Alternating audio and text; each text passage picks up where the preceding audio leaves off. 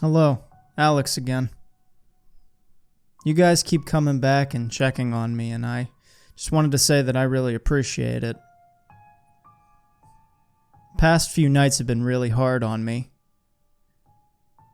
Every night I see my loved ones, and every night they take them away.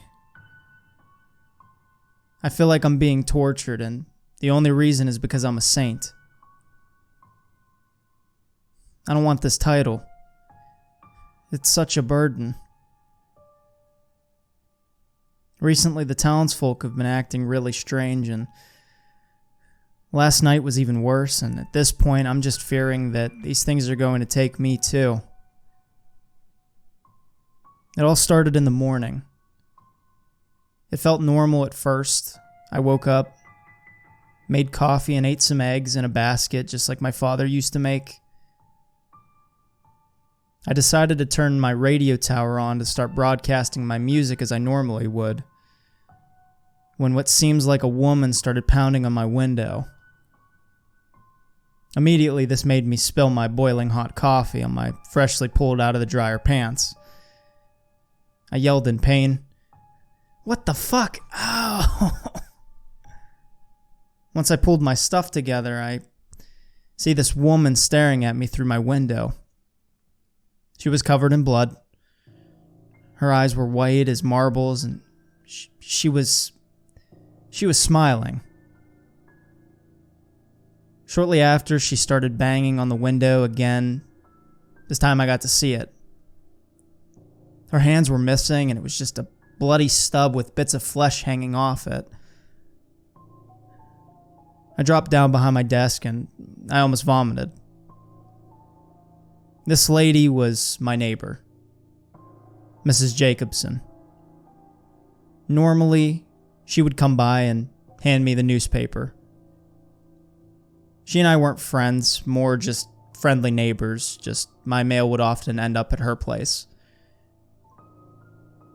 I don't know what to do, as she kept pounding on the window, with each consecutive hit making a sickening, squelching noise as the blood-covered stump slapped on my window, leaving more and more blood and viscera behind. I stayed behind my desk as the image of her unearthly smile was burned into my brain. It wasn't more than a few minutes when it stopped. It was then I decided to slowly peek over the edge. I just saw her standing there, staring at me. No, through me. I can feel her gaze pierce my soul.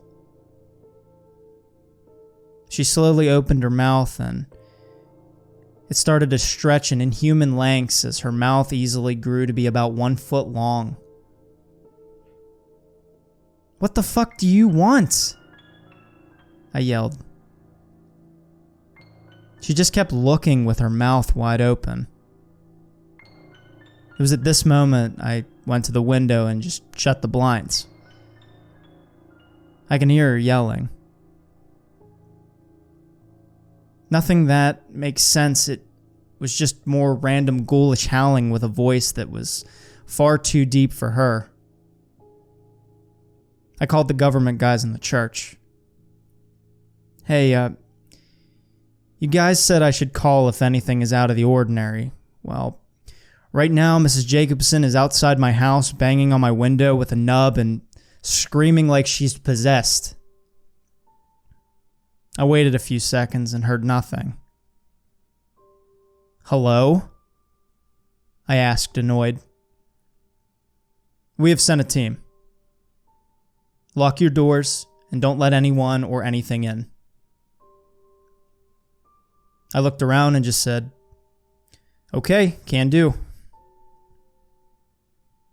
My office, where I run the radio out of, has a very heavy set of oak doors. It was carved by my father and was made so thick and heavy it blocked out sound from our house. My guess was so no ambient noise can bother his work. I rushed to my office doors, and right before I can close it, I heard my front door burst open. It was her. She lifted her only hand pointed at me with her freakishly open mouth, and this time her eyes were completely white. She screamed an ungodly scream and started full sprinting and running at me. Now my hallway was not very long, but I was able to slam the door shut and deadbolt the door. She started banging on my door, and I can barely hear her screams. It felt like hours of her just non-stop pounding on my door and screaming. I was stopped abruptly when I heard, faintly, people yelling to her to get on the fucking ground. Shortly after, followed by gunshots. I then hear the man yelling with blood-curdling screams. The bullets they shot left small holes in my door, large enough for me to look through them.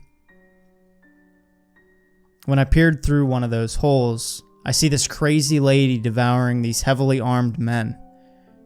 The sounds of bones crunching in her hideous maw. The twisting and grinding sinew and blood that squirts out of these men as she reaches in and to pull a large chunk out. I couldn't look away, but I was absolutely mortified by this beast of a woman I thought she was. I kept looking at her grotesque features and noticed.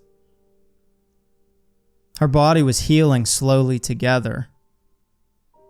The color in her skin was coming back. She slowly turned her head all the way around like she was an owl. I could hear her spine cracking in the pressure. She could sense me watching her.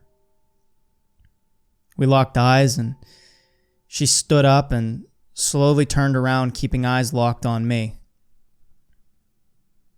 It was then she sprinted at the door, scaring the shit out of me. I fell backwards as I can see her eyes now, bright white, peering through one of the holes. She then spoke.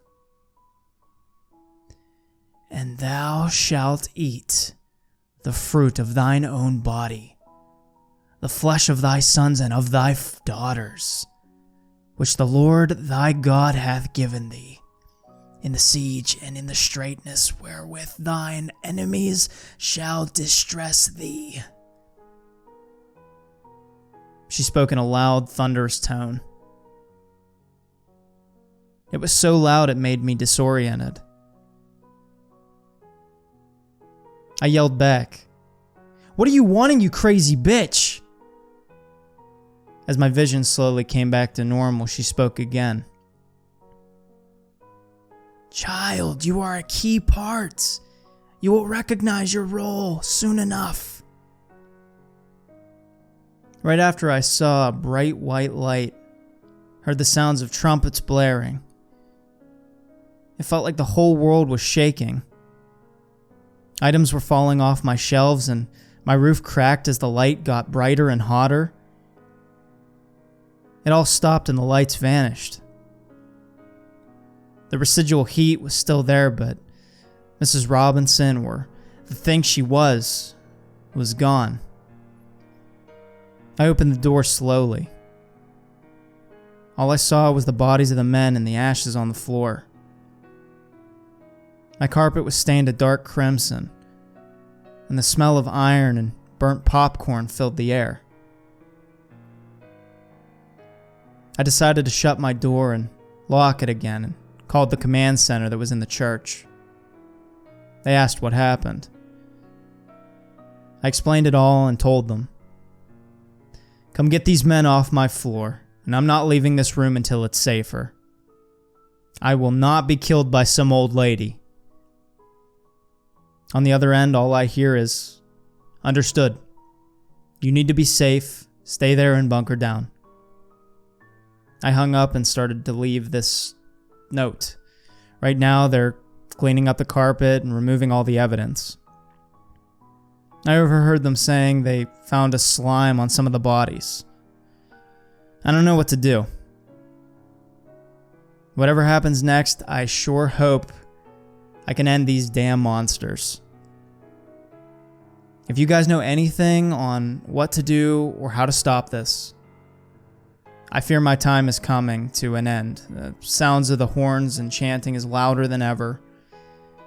I can even hear these things whispering in my ear, describing horrible and graphic battles and random acts of violence.